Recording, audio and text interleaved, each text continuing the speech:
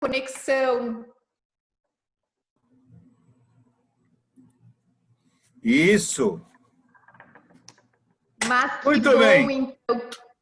É sempre uma aventura quando se entra na internet.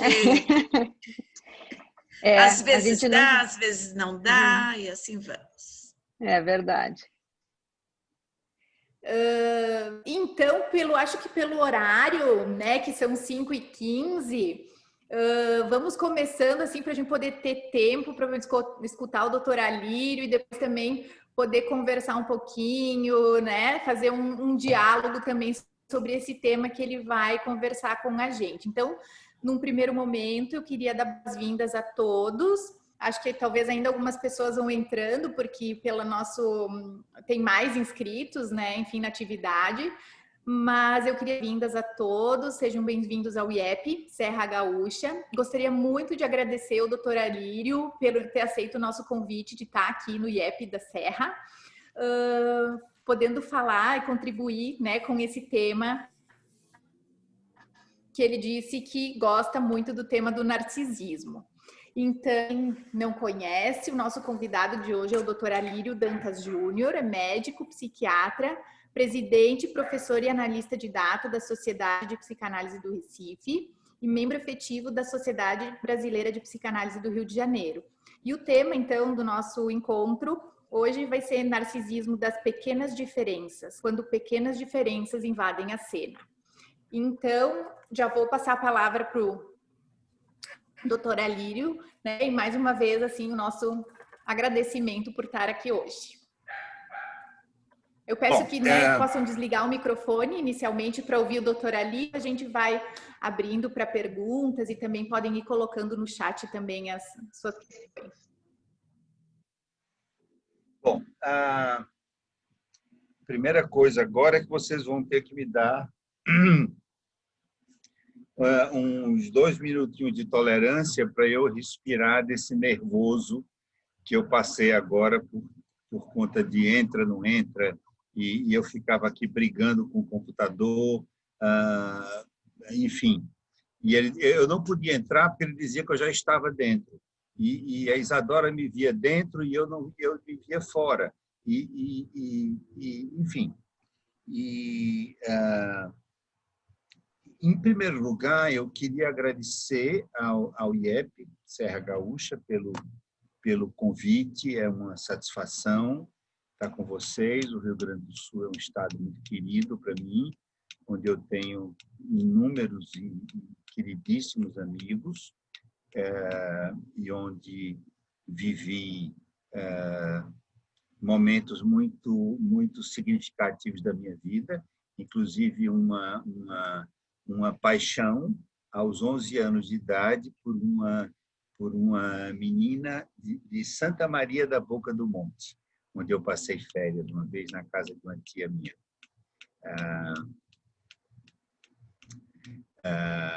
Como acontece nesse tipo de paixão, a gente não sabe mais onde a pessoa está. Mas, enfim, eu estou falando essas coisas para tentar ir me acalmando e poder entrar no clima.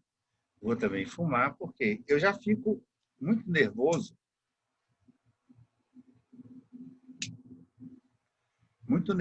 de falar em público. E quando dá um rolo desse, que eu vejo a hora eu faltar com vocês e eu ter sido involuntariamente responsável pelo atraso, eu fico mais nervoso ainda. Mas o que já permite que a gente entre no tema, porque uma das coisas que eu quero mostrar a respeito do narcisismo, sobretudo também ele aplicado às pequenas diferenças, é que o narcisismo, além de é uma estrutura fundamental da nossa mente. Isso eu vou desenvolver e vou chegar lá. Mas ele é uma estrutura muito sensível, que vive constantemente perturbada pela presença do outro. O outro é uma fonte de angústia. Então, eu estou me adiantando nisso para usar como deixa esse pequeno contratempo que a gente teve com a internet, porque quando o objeto surge, e nesse caso o objeto é tanto a live de hoje, tanto a minha fala de hoje, mas sobretudo a presença de vocês, que é para quem essa fala se dirige, eu gero em mim, inevitavelmente, para o meu narcisismo, uma fonte absurda de angústia. Eu vou dar um exemplo muito simples. Se por acaso não houvesse ninguém, eu tivesse criado uma live sozinho e eu fosse falar para ninguém, e por acaso tivesse dado um problema e eu não conseguisse entrar na live, isso não teria nenhuma importância. Eu não teria me inquietado em nada. Não consegui, desligo, fica para outro dia. O que inquietava a mim era o fato de vocês me esperarem, vocês, meus objetos. Da mesma maneira como eu fico nervoso quando vou falar em público, porque eu tenho, quando eu falo em público, o público se torna mais importante do que eu próprio, porque são vocês que vão escutar, aprovar, desaprovar, gostar, não gostar, contribuir, não contribuir. Ou seja, se num primeiro momento, ao elaborar a minha fala, eu era senhor da minha fala, onipotentemente, narcisicamente, e eu podia fantasiar o que quer que acontecesse, eu seria premiado, homenageado, amado, abraçado e qualquer coisa que eu imaginasse. Na medida que vocês aparecem, e vocês apareceram hoje antes de aparecerem, porque eu estava presente sem ver vocês, mas no momento que vocês aparecem, vocês se tornam mais importantes do que eu na elaboração da minha fala, porque ela se destina a vocês. Esse é a grande dinâmica, é o grande conflito, a grande questão que circunda o narcisismo. Então, vamos, já que eu já estou mais calmo, vamos ao início de tudo. A natureza da existência humana requer o reconhecimento de que nós, a partir do momento que somos desejados como filhos, até o momento que somos concebidos, nós começamos uma trajetória em busca de uma coisa chamada individuação. Nós começamos uma trajetória em busca de nos tornarmos nós próprios, de nos reconhecermos, de termos uma identidade, uma personalidade, uma maneira de ser, um corpo, etc. E que essa individuação tem início por uma ruptura. É fácil imaginar essa ruptura do ponto de vista do nascimento. Mas quando uma criança é desejada, curiosamente, existe uma ruptura. Quando eu desejo um filho, eu desejo meu filho. Quando eu tiver um filho, e no momento que eu desejo, eu estou projetando a ideia do meu filho, o meu filho não é meu filho. O meu filho se chama Pedro, tem 32 anos, está fazendo doutorado na universidade. Não necessariamente, ele não é mais meu, ele não é parte de mim. Então, mesmo no desejo dos pais de ter um filho, existe uma ruptura, porque eu quero ter o meu filho, eu, uma parte de mim, e eu terei uma outra pessoa. O surgimento de uma outra pessoa é um processo doloroso, que ocorre pela ruptura. pela dor que existe no momento em que nós somos todos invadidos por uma quantidade muito grande de estímulos, que seriam o protótipo dos nossos desejos e necessidades. Em outras palavras, essa ruptura existe em nós pela nossa incompletude. Eu não sei se foi Sócrates ou Platão, que dizia que o ser humano é dividido em dois e é condenado a vagar pela Terra o resto da existência em busca da metade que lhe falta. Porque nós somos incompletos. Uma vez que as pulsões que existem de mais íntimo e original de nós mesmos.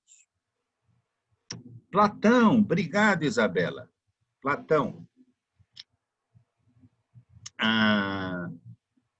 Então, na medida em que o nosso próprio desejo, a nossa pulsão, a nossa matriz energética, ela não existe, não pode ser concebida sem a presença, ao menos hipotética ou imaginária, de um objeto.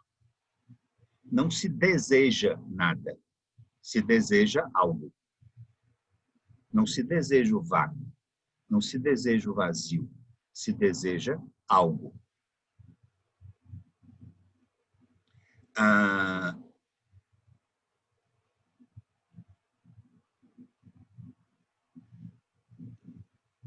A primeira percepção que nós temos, o ser humano, da nossa própria existência, da nossa individualidade, é quando nós nos encontramos em estado de frustração, ou privação, ou carência, ou desconforto. Quando nós estamos desconfortáveis, nesse momento nós somos obrigados a nos dar conta de nós. E o que nós descobrimos, portanto, que em nós, é que nós somos incompletos. Nós não somos onipotentes. Nos falta aquela outra metade, nos falta o objeto. No início, como vocês todas sabem, isso foi muito difundido, sobretudo por Winnicott, nós vivemos num estado de simbiose, tentando assegurar, tentando nos pegar a ilusão de que nós e o nosso objeto somos parte do mesmo corpo. E que esse desconforto que nós sentimos é produto de uma espécie de qualificação entre nós e o objeto, entre o que é bom e o que é mau, o que é idealizado e o que é persecutório. Com o passar do tempo, essa simbiose vai sendo rompida, sobretudo pelas ações da mãe ou do objeto. Eu vou falar mãe por uma questão porque é uma metáfora mais adequada, mais, digamos assim, didática. Mas a mãe é o protótipo do objeto, o protótipo de qualquer objeto. Então, é a ação da mãe que vai desfazendo em nós a ilusão da simbiose. Por quê? Porque, enquanto a mãe é o nosso objeto único e exclusivo, nós não somos o objeto único e exclusivo da mãe. Numa frase muito poética, em algum momento, e isso vai, quando a gente diz em algum momento, não quer dizer que ocorre no momento, isso vai ocorrendo desde o início, porque todos esses processos de desenvolvimento da personalidade que eu estou falando, eles são extremamente dinâmicos e eles ocorrem dentro do inconsciente. E vocês devem sempre se lembrar que dentro do inconsciente não existe noção de tempo. Portanto, não existe o que vem primeiro e o que vem depois. Não existe o que vem antes e o que vem posteriormente, ou o que vem segundo. Tudo no inconsciente existe ao mesmo tempo. Nós não temos um desenvolvimento em que nós vamos abandonando as etapas anteriores e alcançando novas etapas. Nós temos um tipo muito estranho de desenvolvimento, para o qual eu considero particularmente que a palavra desenvolvimento não se aplica bem, é que nós somos, no nosso desenvolvimento é cumulativo, não sucessivo. Nós vamos acumulando todas as experiências que nós passamos, todas as fantasias e desenvolvimento que nós temos, num único bolo. O que vai diferenciar uma fase da outra é pura e simplesmente o predomínio de um determinado objeto, de uma determinada finalidade, por exemplo, o predomínio da zona anal, o predomínio da zona fálica, o predomínio da zona genital. É um predomínio. Não quer dizer que na fase genital ou no desenvolvimento genital da libido não esteja presente tudo que nós passamos antes. Do contrário, quando nós chegássemos na genitalidade, perderíamos completamente qualquer interesse em beijar, porque a boca não faz parte do aparelho genital. Essa não é nem uma herança do passado, é o efeito dessa cumulatividade. Então, bom, desde o início, do momento em que até concebe o filho, a mãe vai tendo dentro dela, com clareza, que o filho não é o seu único objeto.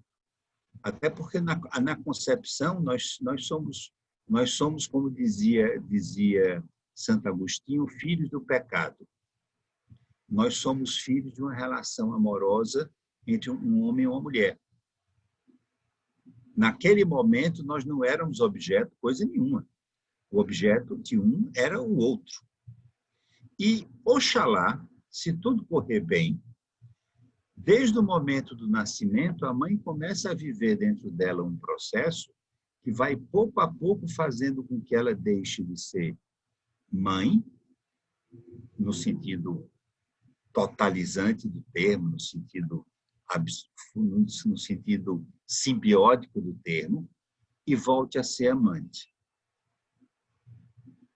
Amante, idealmente, do seu marido, mas, como eu costumo dizer em aula, muito informalmente, ela pode ser amante do carteiro, do vizinho, de qualquer outro homem, ou ela pode ser amante de seu trabalho, da novela de televisão, dos seus filmes, dos seus livros. Há alguma coisa na vida dessa mãe, necessariamente, que vai fazer com que ela não queira o filho. Ela quer outra coisa naquela hora. Então, é essa ação da mãe, uma ação interna, não é a ação externa, é o desejo dela por outra coisa, que vai desfazendo no filho a ilusão da simbiose. Logo, a ilusão da simbiose cede lugar a um estado de empobrecimento. Eu sou impotente, eu não sou tudo para minha mãe. Minha mãe gosta de outras coisas. Minha mãe gosta de ler livros, de estudar, de ler livros, ou de estar com meu pai, ou de passear, ou de estar com as amigas, ou qualquer coisa que minha mãe me deixa para cuidar de si própria. Nesse momento, o projeto simbiótico precisa ser substituído por alguma ideia, algum princípio que seja hipoteticamente capaz de restabelecer a onipotência infantil. Que essa é a direção de toda a nossa vida, é reencontrar esse estado onipotente. Reencontraremos um dia. Mas, enfim, E o que se apresenta nesse momento como mais viável é o narcisismo primário. É a escolha de uma parte do corpo, de uma parte de mim mesmo, de uma parte de nós mesmos, como objeto, no lugar dessa mãe. Porque, sendo parte de mim, eu restabeleci a simbiose. Eu e o meu objeto narcísico somos parte do mesmo corpo. Somos parte do mesmo eu. Ora,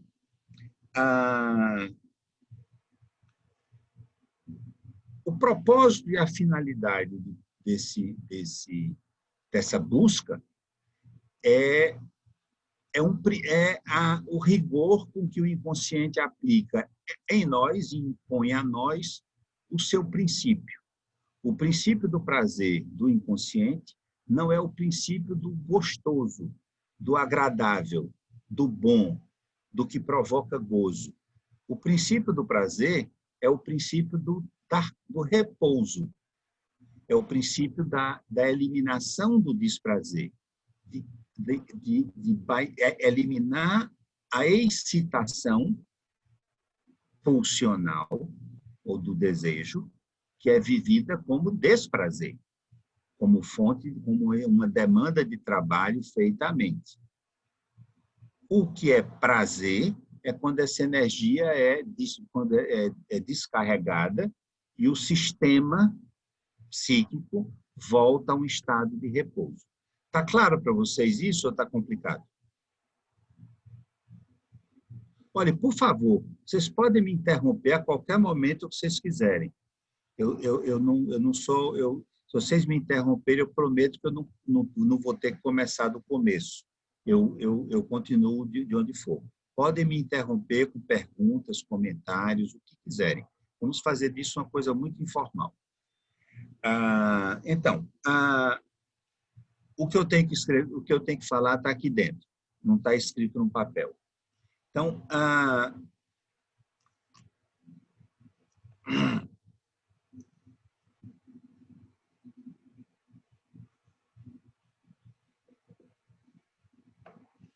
na medida em que o que nós buscamos é o estado de repouso, o estado de repouso é, obviamente, muito mais facilmente encontrado se eu e o meu objeto formos parte do mesmo corpo.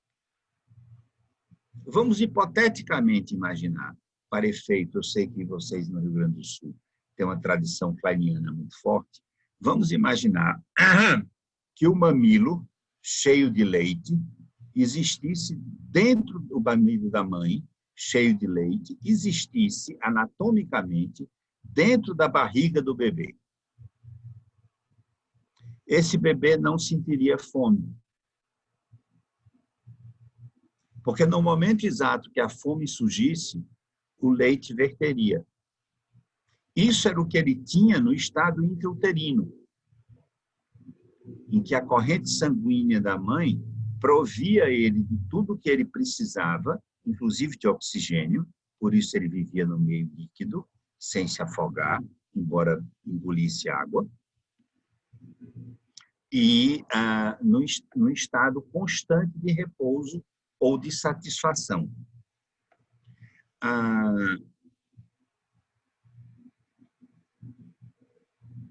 Mas, como o objeto se impõe a nós, nós temos que, pelo menos, tentar escolher uma parte de nós como objeto. Isso foi descoberto, isso foi escrito, feito, concebido por Freud, em mais ou menos 1914, quando ele escreveu uma introdução ao narcisismo, considerando que não haveria apenas lugar na psicanálise para o narcisismo secundário, ou que ele passou a chamar de secundário, ou o narcisismo patológico. O narcisismo era, para Freud, uma patologia, que não permitia transferência, era quase idêntico às grandes psicoses. E que o narcisismo, diz ele, pode reivindicar um lugar no desenvolvimento normal da personalidade. Na realidade, mais do que isso, o narcisismo, esse narcisismo primário, ele é não apenas bom, mas ele é necessário. Ele é a coisa mais importante, a estrutura mais importante na organização da personalidade e na organização dessa individuação. Por quê?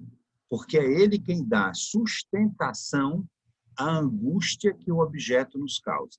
Nós já vimos aqui, eu creio, que fica bastante evidente que o objeto é uma fonte de angústia, como eu dei como exemplo a aula, porque eu preciso do objeto, do favor do objeto, da presença, da disponibilidade do objeto, para encontrar o prazer e o gozo. Então, o objeto, ele é soberano sobre mim. Portanto, ele é causa de angústia. Por quê? Porque enquanto a pulsão é constante, a pulsão se define por 4 elementos, a fonte que é somática, a pressão que é constante, a finalidade que é o prazer e o objeto que é o único transitório. Então, a pulsão tem uma pressão constante. E o objeto, que é transitório, ele flutua, ele bascula, ele está e não está, porque ele não é parte de nós. A mãe pode estar lendo um livro, ou fazendo amor, de preferência com o marido, mas se não for o marido, qualquer pessoa serve, desde que ela tenha prazer e amor com isso. Então, o objeto flutua. A expressão que eu gosto de usar, que vem do francês, é que o objeto bascula.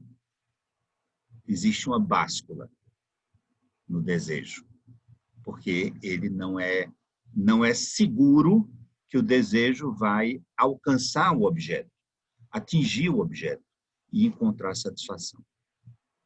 Ora, a angústia despertada, portanto, pela presença do objeto, pelo investimento no objeto, na verdade, não pela presença. A angústia despertada pelo investimento no objeto é monumental, porque o objeto tem o poder de levar com ele, em sua ausência, não só o prazer que ele me daria, mas o meu próprio investimento que pertence ao objeto. Se esse estado de coisas se mantivesse, nenhum de nós teria sobrevivido ao primeiro luto. A primeira vez que mamãe saiu para trabalhar ou para fazer qualquer outra coisa, o bebê morreria de melancolia, que Melanie Klein chamava de angústia de aniquilamento. Toda ausência do objeto, toda frustração causada pela ausência do objeto, é vivida pelo bebê como uma angústia de aniquilamento, do qual ele precisa se defender com a tal cisão e etc. Mas, bem, o objeto, o narcisismo, portanto, ele tem uma função fundamental no controle dessa angústia, porque com o narcisismo primário, nós aprendemos a refluir a libido, ou a pulsão, de volta para o próprio ego. No capítulo sobre a pulsão e seus destinos, Freud diz que chama esse caminho de retorno em direção ao próprio eu. A gente faz, pessoal, volta. Esse objeto não está bom, não, volta. E a pulsão volta a nos pertencer, tornando a nós capaz de investi-la em outro lugar.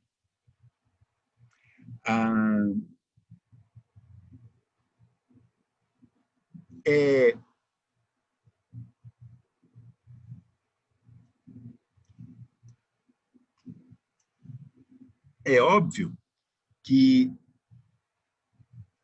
isso não só acalma, mas permite que eu invista no objeto, com a segurança de que eu posso desinvestir nele e reinvestir em mim. Porque o narcisismo foi a última das polaridades pulsionais que Freud teve. Como se sabe, Freud trabalhava muito com dualidades conceituais. E a pulsão, a libido, teve sempre uma dualidade. Libido propriamente dita, e instintos de autopreservação. Não, não é isso. Apaga. Então, foi substituído por libido objetal e libido do ego. Não, mas libido do ego, qual é a libido que o ego tem? O ego não tem libido própria. Então, apaga. Aí, finalmente, surgiu uma terceira, libido objetal e libido narcísica. Porque a própria libido que se dirigiria ao objeto é a mesma libido, ela tanto pode ir para o objeto, como pode voltar a ser investida no ego. Portanto, Freud descobriu, finalmente, em 14, uma energia para o ego. O ego agora tinha uma energia própria, uma capacidade de ação. Pois bem, Isadora, fique calma, eu estou só dando uma introdução para poder chegar nas diferenças. Vá controlando o tempo aí, porque eu gosto muito de falar sobre psicanálise, mas pode ficar calma que eu vou chegar, eu vou chegar no final, porque eu sempre tenho que fazer uma introduçãozinha até para mostrar que eu fiz o dever de casa direito. Mas, enfim, por isso que eu escrevi no artigo, foi publicado numa revista estrangeira, que o narcisismo é uma condição para o amor erótico. O narcisismo primário. Não é possível amar sem ter o narcisismo primário forte. Muito bem. Entramos já no primeiro problema, na primeira novidade. O narcisismo primário, ele precisa ser forte.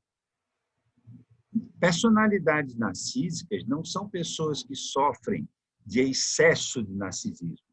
São pessoas que sofrem de falta de narcisismo.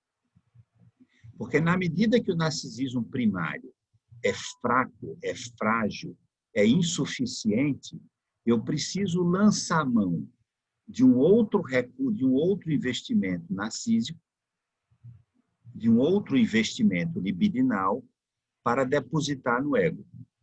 E onde é que eu posso encontrar um outro investimento libidinal? No investimento no objeto. Então, o narcisismo secundário, aquele que existe para substituir, para suprir a carência do narcisismo primário frágil, é feito às expensas do objeto. O que leva Freud a afirmar que todo investimento narcísico secundário conduz, em alguma medida, à destruição do objeto. Ou a uma agressão violenta contra o objeto. Em alguma medida. Isso é escrito por ele. Porque eu tenho que roubar de Marta, o meu investimento por Marta, eu tenho que roubar de Marta para voltar a investir em Alírio. Porque eu não posso prosseguir amando, desejando, vivendo, com a pobreza do amor que eu tenho por Alírio. Então, o meu amor por Marta precisa voltar para mim.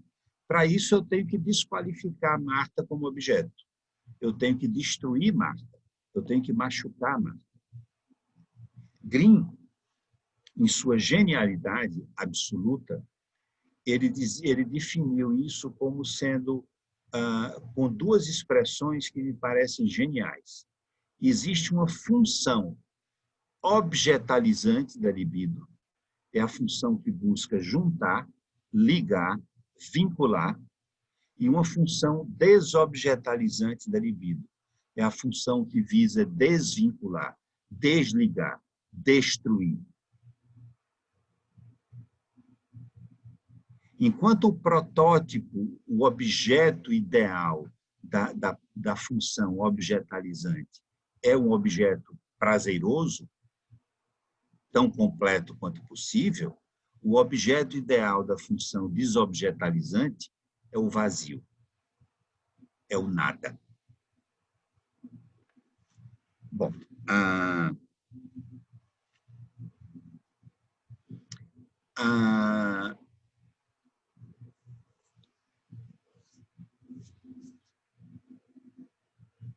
um outro conceito muito importante é que tudo isso se dá em torno do corpo. A diferenciação do corpo, que vai permitindo esse constante contraste entre o eu e o não eu, entre o meu corpo e o corpo do outro. Isso foi chamado, na verdade, por Joyce McDougall, uma grande querida amiga que me faz muita falta,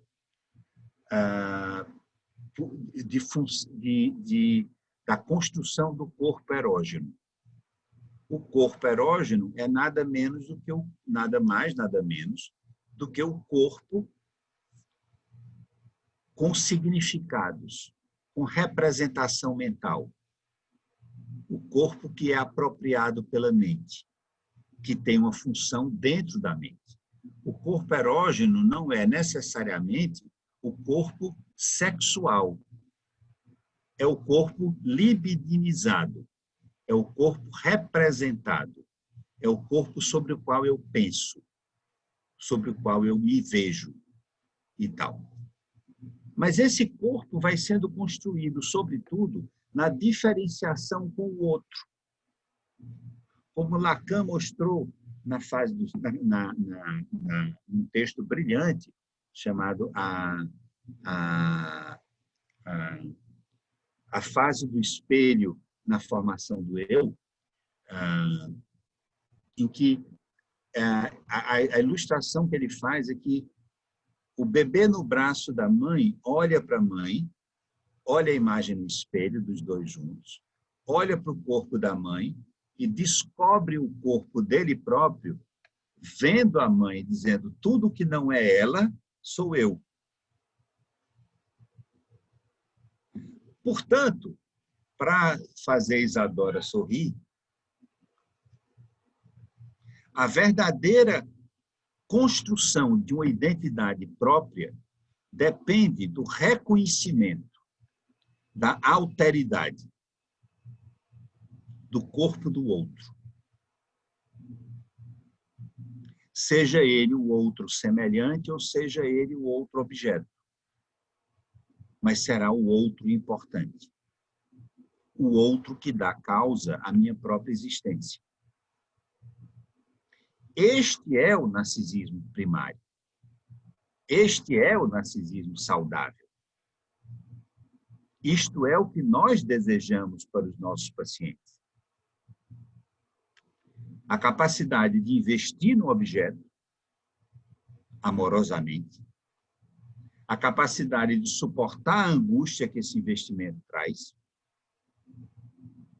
a capacidade de prosseguir nesse investimento, de reconhecer, de suportar a frustração e dar nome a ela, e a capacidade, sobretudo, de reconhecer o outro como semelhante a mim, o outro como fonte de prazer para mim. Porque se ele não for meu objeto erótico, meu objeto sexual, ele é meu objeto narcísico. Ele é o objeto, o corpo, que permite que eu continue me diferenciando e reconhecendo a mim próprio. Então, o outro semelhante, tem uma função extremamente importante dentro da minha vida. Por que isso é tão importante e tão complicado? Porque, como o outro é também um objeto, o objeto surge na vida de todos nós como sendo uma fonte, como eu disse, de angústia. Quando Freud escreveu que quando o objeto faz sua aparição, o ódio atinge o seu desenvolvimento.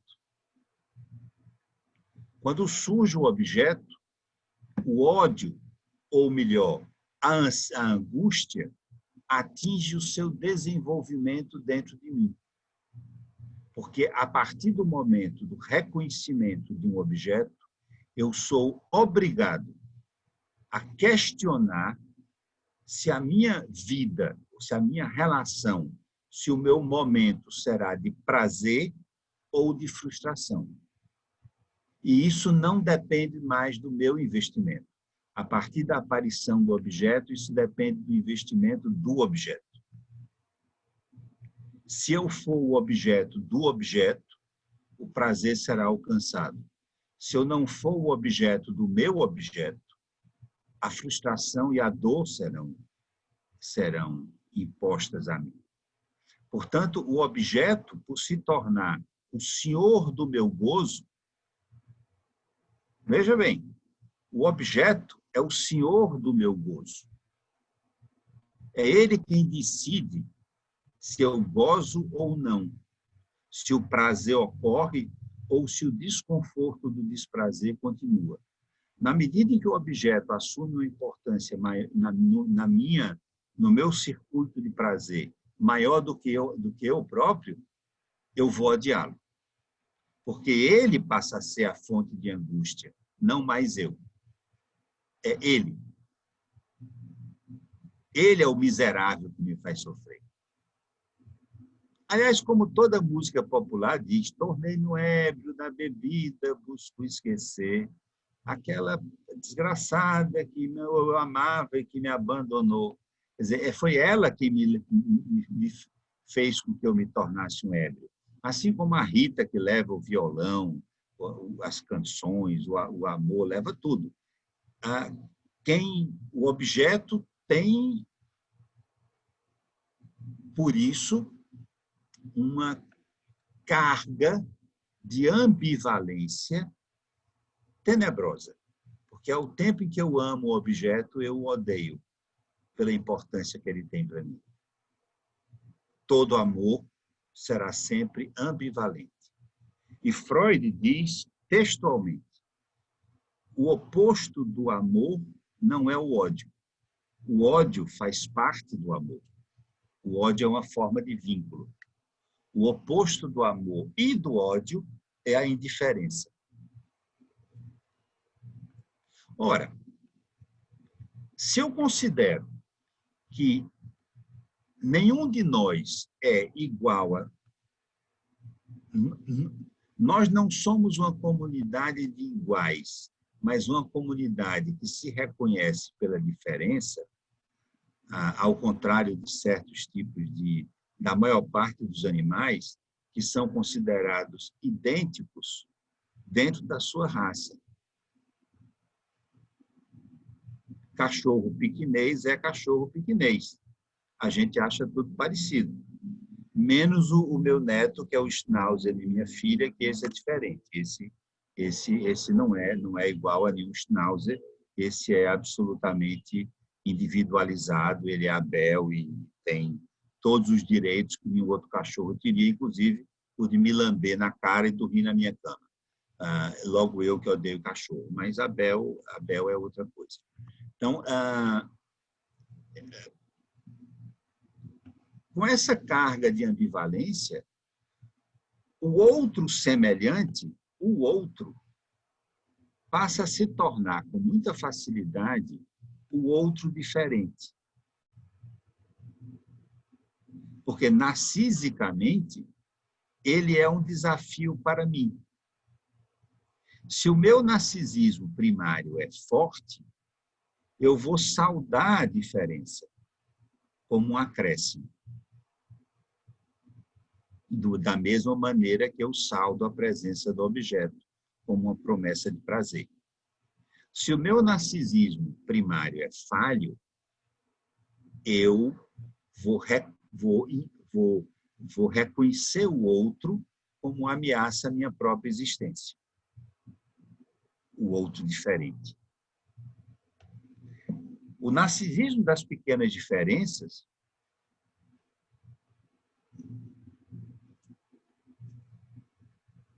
é uma maneira de nos fazer refletir exatamente sobre como essa ambivalência e essa fragilidade do narcisismo, porque não adianta dizer, meu narcisismo é forte, eu estou curado de ter qualquer problema de natureza, enfim, originado pela economia narcísica. Não, a economia narcísica ela é instável mesmo para o narcisismo primário forte.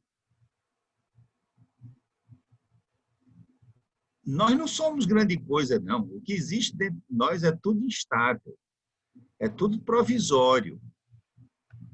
Então, muito facilmente, mesmo pessoas saudáveis são capazes de entender a diferença, pequena ou grande, como uma ameaça à minha própria existência.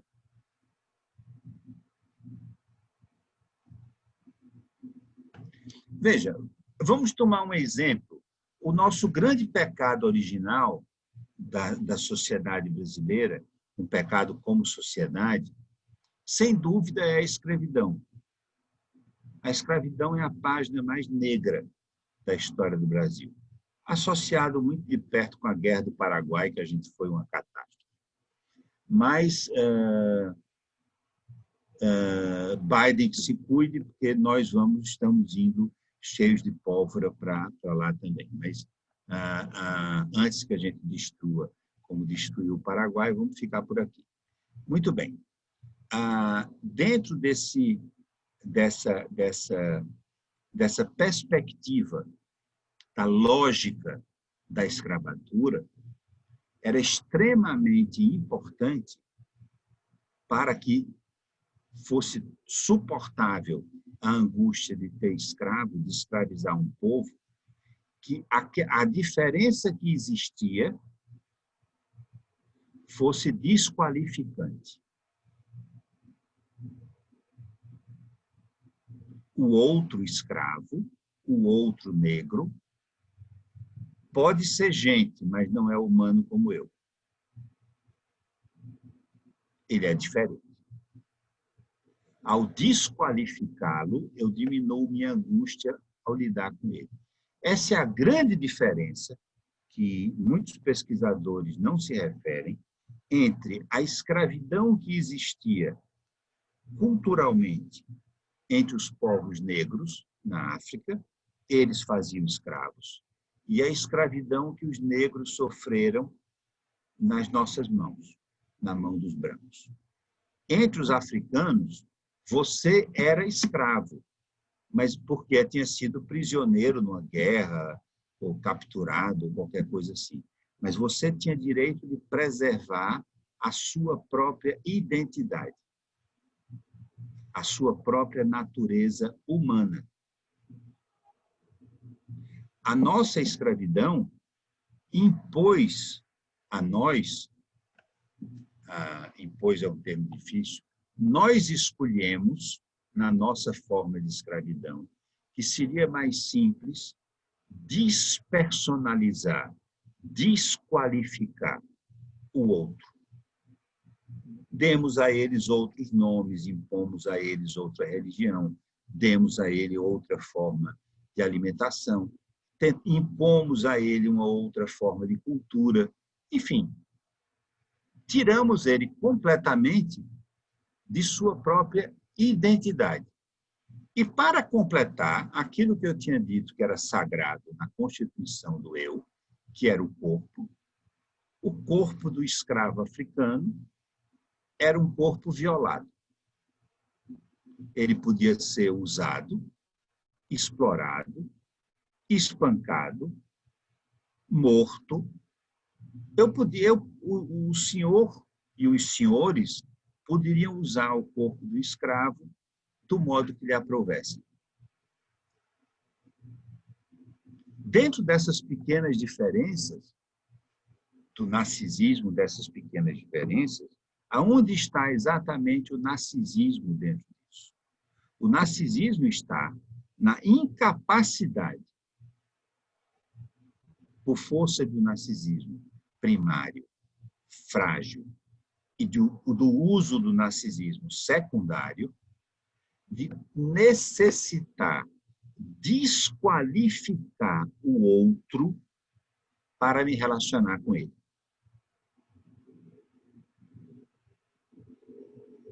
Então, eu vou usar agora um termo chocante, não me confundam com nenhum preconceituoso, não, mas é apenas para ilustrar o meu ponto.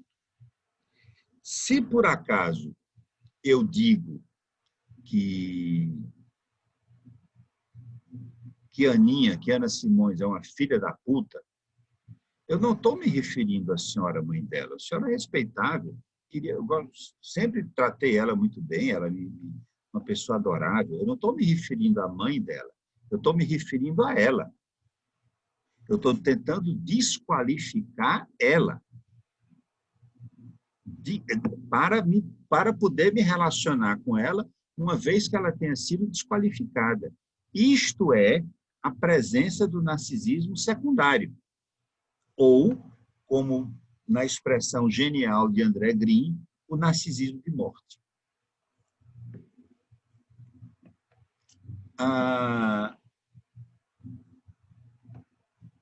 Da mesma maneira, se eu digo aquilo é um viado safado, eu não estou me referindo ao fato dele ser gay ou dele não ser gay. Eu posso dizer isso com uma pessoa que nunca pensou na vida em ser gay. Eu estou tentando ofendê-lo, desqualificá-lo. E isso esse narcisismo secundário é a raiz de todo preconceito.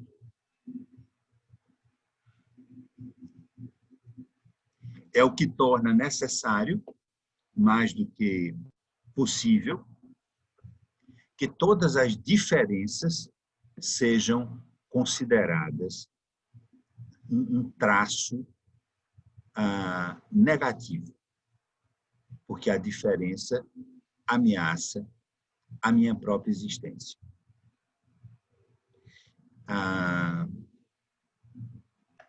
Apesar do atraso, eu creio que eu falei demais.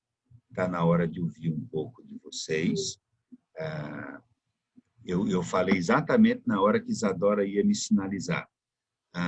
Mas, enfim, como último recado, eu queria deixar para vocês uma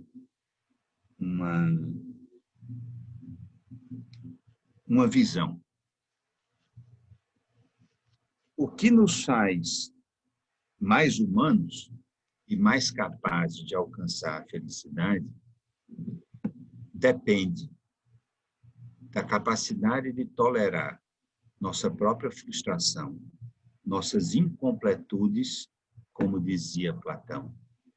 Nossa incompletude, como dizia Platão, e nossa necessidade do outro semelhante, seja ele como for, quem for, ou que escolhas ele faça, ou que cor ele tenha. A contribuição maior que eu tenho, Isadora, ao racismo,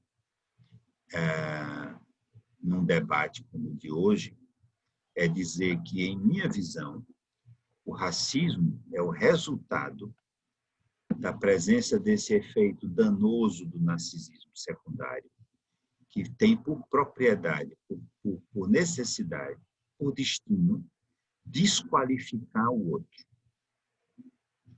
Ser racista não é não gostar de negros.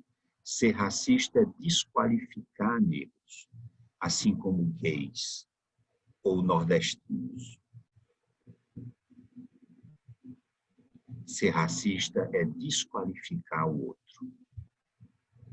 Muito obrigado a vocês pela atenção. Eu espero ter sido útil. Obrigada, doutora Lírio. A gente, mesmo com um pouquinho de atraso, ainda a gente tem alguns minutinhos, eu acho que a gente pode conversar. Acho que foi uma aula sobre o narcisismo, assim, foi muito bom. E eu fiquei pensando, né, agora no final, que tu falasse do racismo, mas eu fiquei pensando também que é algo que a gente falava, né, no grupo, sobre as questões, às vezes, os movimentos de intolerância de uma forma geral também, né? Que é isso, como é que as diferenças atingem cada um, né? Como que atingem e como que cada um lida com isso quando é frustrado, né? Quando se sente de angústia, assim. Então, eu fiquei pensando isso, assim, né? Quando tu falasse sobre a pequena diferença, mas como o que é isso pro narcisismo, né? Como que cada um vai lidar com o seu narcisismo, como foi as suas experiências, enfim, né? Com essa fonte de angústia, né? E está presente talvez em muitos movimentos, né?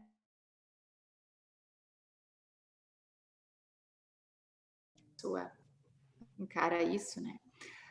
Temos alguns comentários no chat.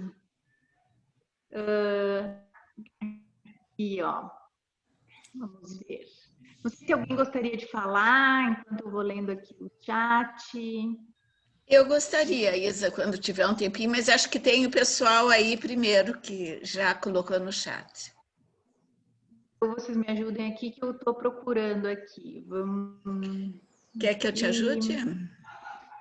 Tempo maravilhoso, doutora Lírio. Também gostaria de ouvir mais sobre a afirmação sobre o narcisismo secundário ser a raiz de todo preconceito. Aqui tem uma pergunta de Lícia que diz: como o narcisismo se sustenta ou foi sendo sustentado ao longo da cultura civilizatória? Acho que, Marta, talvez tu possa falar, né, o doutor Alírio. Boa tarde, doutora Lírio. Gostaria de dizer que adorei a sua explanação, é muito bom. Eu já conversando com as gurias, porque ultimamente nós do IEP temos nos dedicado ao estudo dessas questões atuais sobre branquitude, negritude, sobre questões de preconceitos e de racismo estrutural, etc, etc. Hoje, numa conversa, e agora durante a sua palestra, eu me lembrei de novo. Hoje eu me lembrava e não lembrava o nome, mas eu queria, agora já me lembrei o nome. Lá por 1550, na época da colonização das Américas, porque o europeu chegou aqui e se adonou de tudo. Mas aqui nós já tínhamos uma população indígena, primitiva, mas já tínhamos, né? E eles, em 1550 por aí, teve o Tratado de Valladolid, né? Em que foi a Igreja Católica e os espanhóis, que eram os colonizadores da América do Norte, não sei o quê, da época, eles estavam discutindo se os índios tinham alma ou não tinham alma. Porque se eles não tinham alma, eles poderiam ser escravizados e retirar da terra deles. Era como qualquer animal, que tu domestica ele, ele faz tudo como tu quer e tu te adona de tudo. E assim foi feito por muitos anos, né? Eu fico pensando assim, se isto que acontece, hoje aqui no Brasil está muito moda, e não só no Brasil, nos Estados Unidos, falar sobre essa coisa de racismo em relação especificamente aos negros, né? Mas, recentemente, eu tive na África do Sul e com uma guia negra, e ela nos contava, por exemplo, que lá na África, colonizada pelos holandeses e pelos ingleses, os escravos eram os negros e os malásios, que não eram negros, que eram da Malásia, os amarelos, que eram trazidos e escravizados lá. Então, eu fico pensando se essa coisa do racismo que tanto se fala no Brasil hoje, se é uma coisa com os negros especificamente, uma coisa específica que aconteceu no Brasil, ou se isso é do ser humano que tende à dominação sobre o outro desde que ele se permita dominar. E isso tudo ligado a essa coisa narcísica de dominação, controle, etc. Então, gostaria de ouvi-lo sobre isso. Não sei se me fiz entender.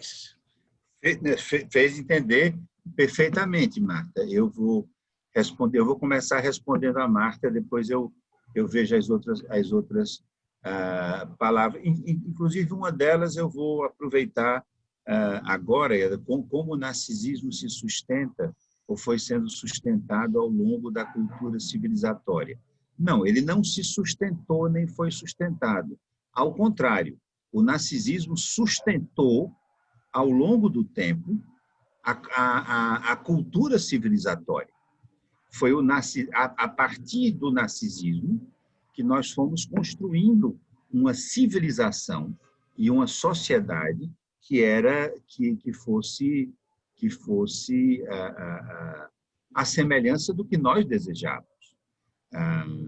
O primeiro tratado de antropologia que existe foi escrito por Sir James Frazer, um inglês, que se chamava o Ramo Dourado. O Ramo Dourado indicava simplesmente o seguinte: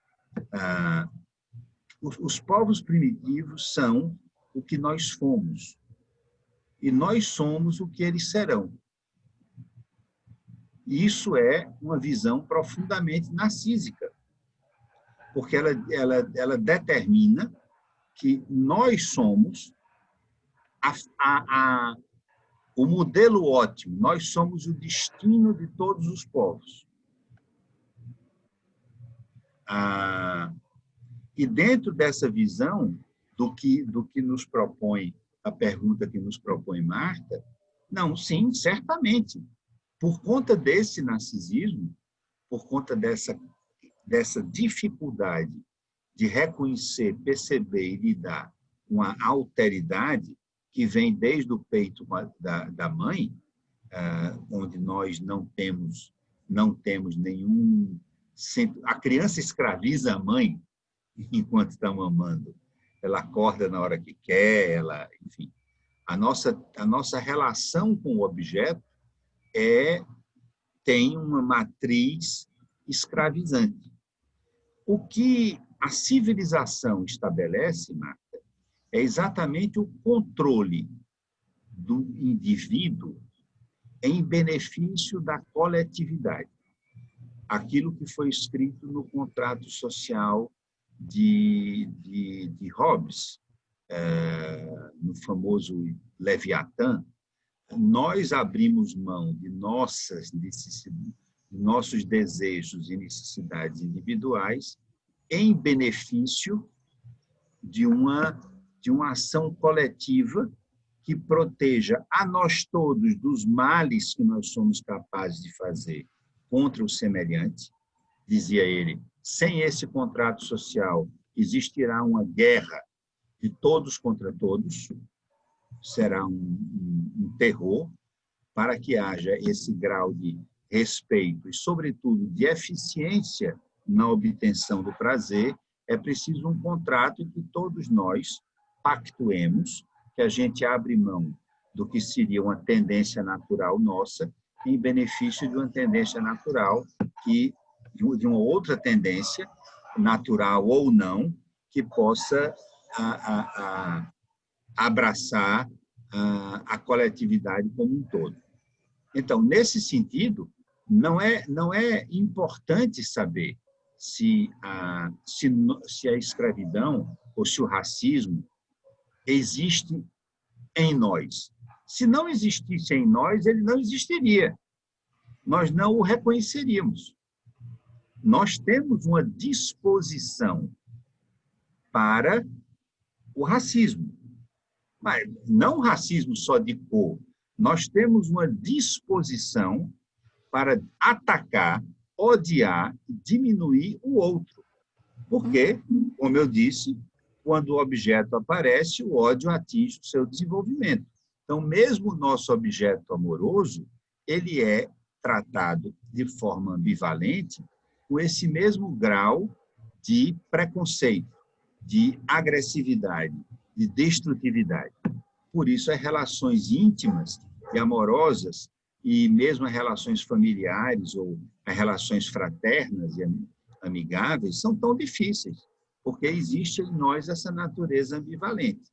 Agora, existe uma ação reguladora do contrato social que deveria presidir o impulso, a tendência que existe dentro de cada um de nós.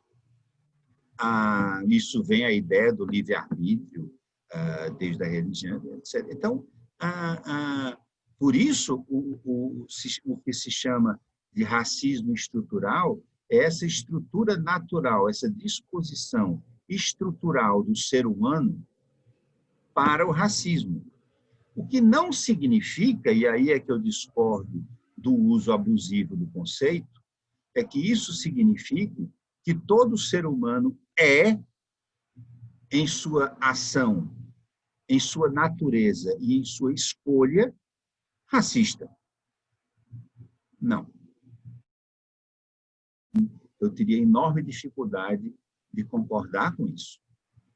Do mesmo jeito que eu teria uma enorme dificuldade em concordar que a branquitude, que é um termo que eu não gosto muito de ser usado, mas que a branquitude significa que eu tenho em mim um pecado original, que é o do racismo, que se origina do povo branco, do qual eu faço parte, e que eu tenho responsabilidade com relação a esse racismo imposto pela branquitude.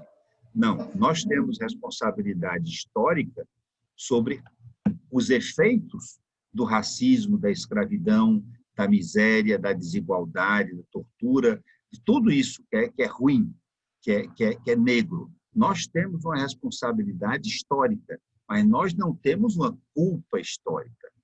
Nós temos uma responsabilidade pela nossa ação reparatória, mesmo por aquilo que nós não fizemos, ou que nós não pactuamos, ou que nós não temos a tendência. Mas essa culpabilização excessiva me parece que vai deixar todo mundo cego, porque seremos todos culpados, cada um ao seu lado, culpados e vítimas. É uma associação péssima para relações sociais ou conjugais.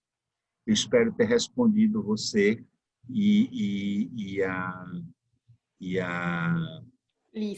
Lícia. A Kátia gostaria de falar também, e a Lícia colocou também o domínio da cultura branca europeia, né? Kátia, gostaria de falar, depois eu devolvo a palavra também para o doutor Alírio. Boa tarde, doutor Alírio. Muito boa a sua aula, a sua apresentação, excelente, para a gente poder revisar os conceitos. Eu pensei de colaborar um pouco com a discussão a partir do que a Marta trouxe, que o senhor acabou agora de continuar desenvolvendo o pensamento, não é? Sobre o quanto o racismo é algo de domínio pulsional que faz parte da nossa natureza, né? E eu estava lembrando, se a gente pensar, não é, desde os gregos, já naquela dialética de Hegel, do senhor e do escravo, quer dizer, essa questão da dominação é algo que é inerente ao ser humano, né? Agora, lógico que a cultura vai, como o senhor disse no início, depende do predomínio, da ênfase. A cultura, e a gente sabe, não é, com todo o que a gente tem acompanhando na cultura moderna, de um individualismo exacerbado, vem fortalecendo esses aspectos que são mais narcísicos. Então, facilita, fica mais sintônico, não é?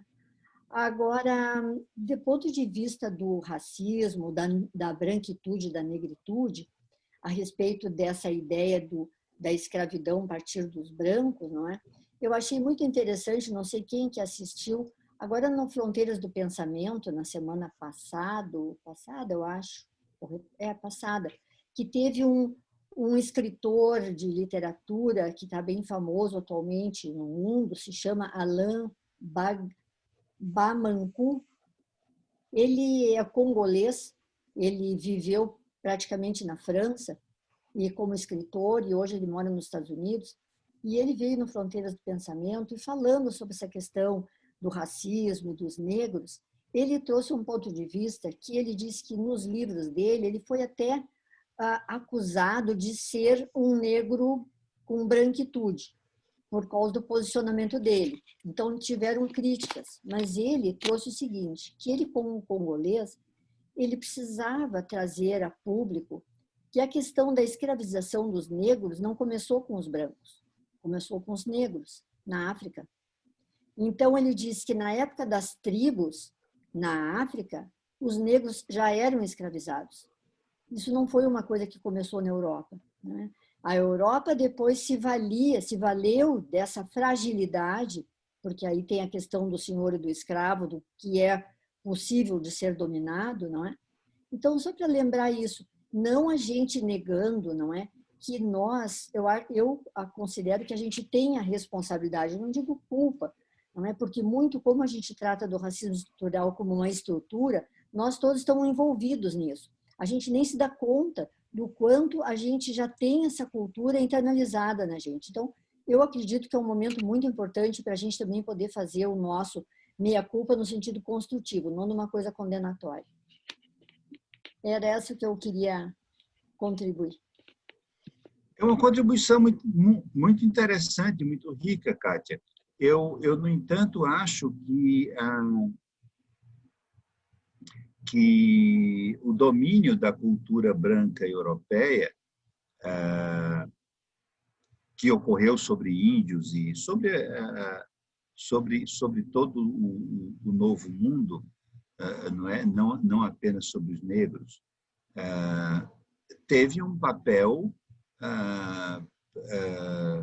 digamos assim, destrutivo, porque ele teve que substituir, que deslocar ou destruir culturas que aqui já existiam, ou que em outros lugares já existiam.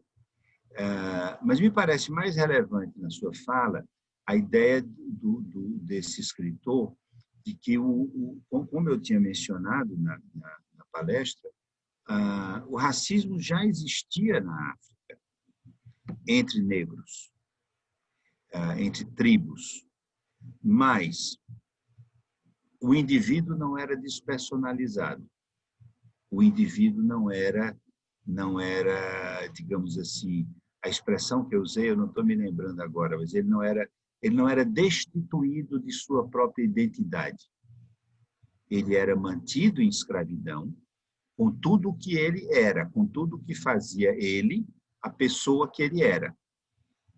O que caracteriza, e eu não acho que isso caracterize um racismo, eu acho que isso caracteriza um costume violento, agressivo, indesejável, mas um costume cultural que preserva a alteridade do outro. A nossa escravidão, ela se caracteriza por ter destituído o outro de sua alteridade. O outro não era mais quem ele teria sido, ou quem ele pensava ser, ou quem ele foi até então. Ele seria agora outra coisa. Ele era um corpo a ser usado. Ele não era uma pessoa a ser escravizada, usada e tal. Não mais uma pessoa. Era uma coisa completamente despersonalizada. Eu acho que é isso o que caracteriza, para mim, o racismo.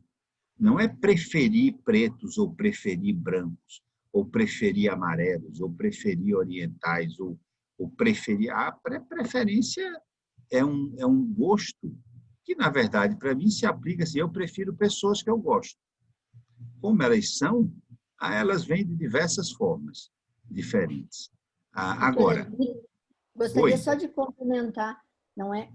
Quando eu me expressei, talvez não tenha me expressado bem, né, que esse autor traz, foi mais para exemplificar isto que vocês estavam tratando da origem humana da necessidade de domínio, né? Porque lá as tribos aproveitavam os mais fracos para serem dominados.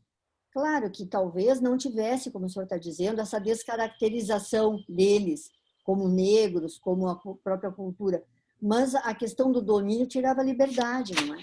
Eles passavam a poder ajudar Kátia, o outro, né? E a trabalhar para o outro e não para si. Não é? É evidente, Kátia, é evidente que era um domínio e que a pulsão, digamos assim, entre aspas, de domínio existe em nós. E ainda bem que existe. Do contrário, uma relação sexual entre um casal, casado ou não, seria mais ou menos assim. A senhora, por gentileza, me daria licença de eu poder penetrar de eu poder colocar o meu membro viril dentro do... Não funciona. Dessa forma, obviamente, a Kátia já está rindo aí, porque isso seria profundamente desinteressante. Existe um domínio entre os dois, uma luta em busca do gozo e do prazer. Assim como na relação de pais e filhos, de tudo mais. Para mim, o domínio não é o pecado original. O pecado original da escravidão é exatamente a despersonalização, a retirada da alteridade. Eu me torno racista quando eu tiro do outro o direito de ser outro. Ele não é mais um outro semelhante. Ele é um outro, uma coisa. Seja gay, seja mulher, seja o que for. Agora, a diferença, ela é muito bem-vinda. Somos diferentes, sim, e devemos nos respeitar como diferentes, mesmo que queiramos uns dominar os outros e essa luta constante. Mas a negação da alteridade, para mim, é o dramático, porque aí, sim, existe o narcisismo secundário. O instinto de domínio, ele é próprio do narcisismo primário. Eu quero o meu objeto para mim. Não há nenhum problema nisso. Pode até ser chato para o objeto, mas eu quero o meu objeto para mim. A outra coisa é eu submeter o meu objeto a uma despersonalização. Como a frase famosa daquela novela. Como é? Suba que eu vou lhe usar. Né? Que um personagem dizia isso. Isto é o narcisismo secundário.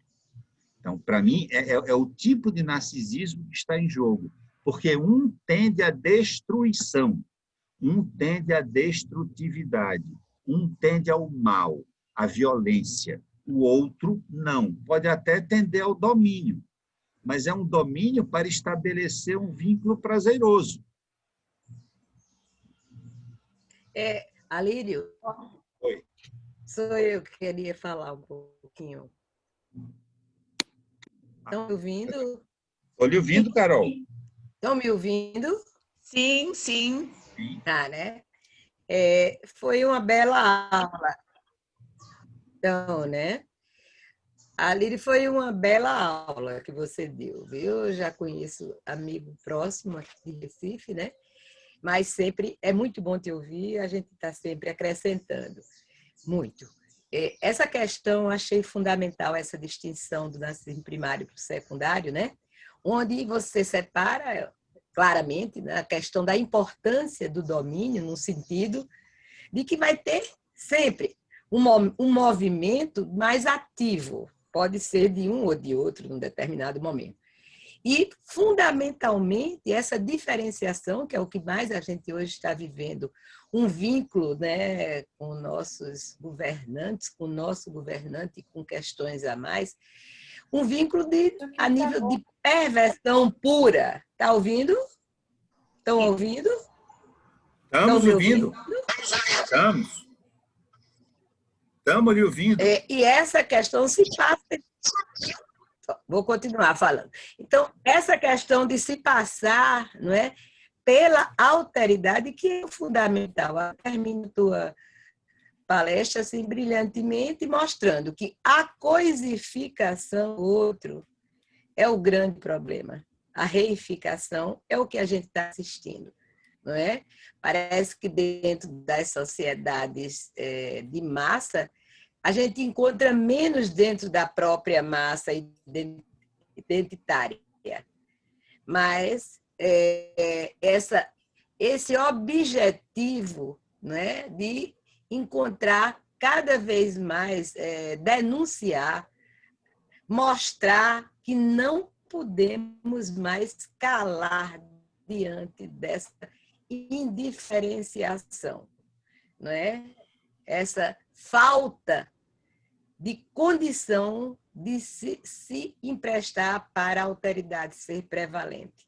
De outra maneira, a gente não consegue avançar, seja no racismo, seja, né, na política, tá? Onde está nesse tratado do Nascimento das Pequenas Diferenças, a gente vê o tempo todo o afeto circundante que você aborda. Acho que foi uma aula muito boa. Eu fiquei, mais uma vez, feliz de te ouvir, não é? E essa finalização. Vamos lutar para que essa interação, essa intersubjetividade na alteridade seja prevalente. Senão a gente vai se matar cada dia mais. Não dá mais para ouvir, aguentar e suportar tamanha perversão. Isso não é diferença, isso é um vínculo de coisificação que a gente está assistindo. É só isso. Mas foi muito boa, muito boa. Parabéns, mais uma vez.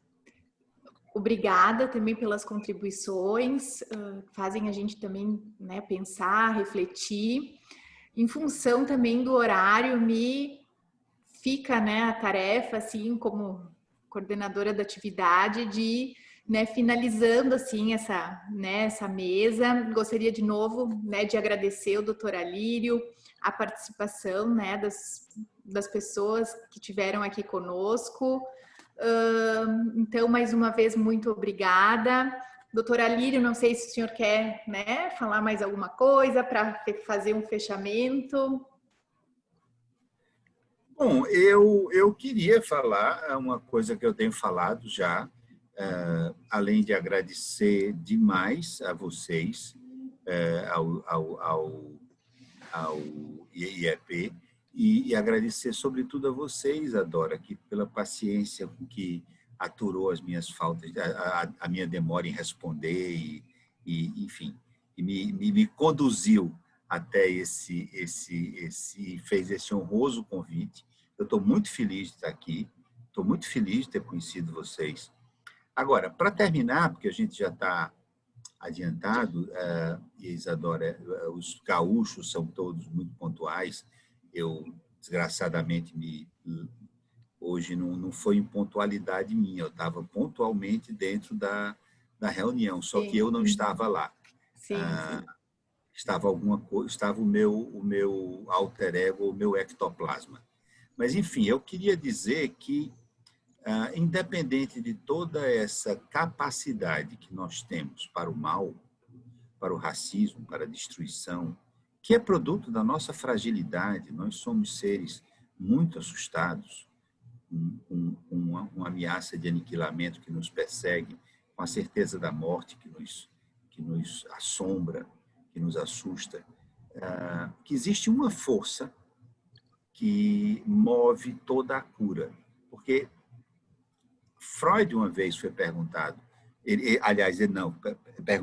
escreveu que se fosse dada a uma pessoa a escolha entre a saúde e a doença, invariavelmente ela escolheria a doença, assim como nós escolheríamos a violência, o racismo, e inclusive a violência das pequenas diferenças, porque não são só as grandes diferenças entre comunidades tratadas com preconceito.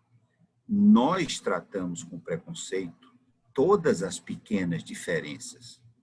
A questão da beleza física, por exemplo, é opressiva. A questão da inteligência, do rendimento, e tudo. Nós somos diferentes. Nós temos enorme dificuldade de respeitar o diferente e de encontrar o valor que ele próprio tem.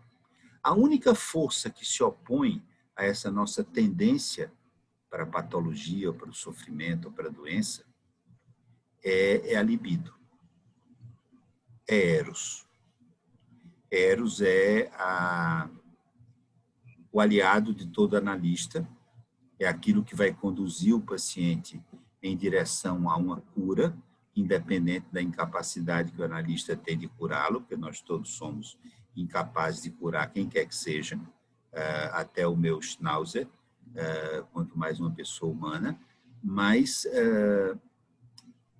Eros, o Eros que existe em cada paciente, em cada pessoa, é perfeitamente capaz de nos levar para a cura, ou de nos levar também para o reconhecimento do outro, da alteridade, como uma fonte de riqueza, como uma fonte de prazer. Na medida em que o prazer, o gozo e Eros prevaleçam, nós sempre encontraremos uma saída, quer no plano individual, quer no plano social, porque não há absolutamente modo não há outra força tão poderosa dentro de nós quanto Eros. E eu termino dessa maneira, agradecendo com uma palavra de esperança dentro desse contexto de racismo e de agressão às diferenças, é que a alteridade é, sim, não só rica, mas absolutamente necessária para Eros, porque, afinal de contas, não se ama a si próprio, não se deseja a si próprio e não se goza sozinho. Muito obrigado. Muito obrigada, então, doutora Lírio, mais uma vez. Muito obrigada.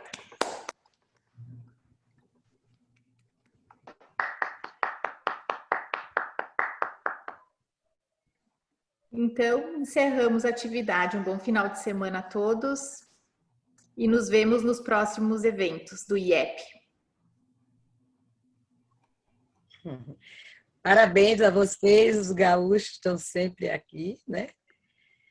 E agradeço a oportunidade para todos vocês também de estar convivendo de perto.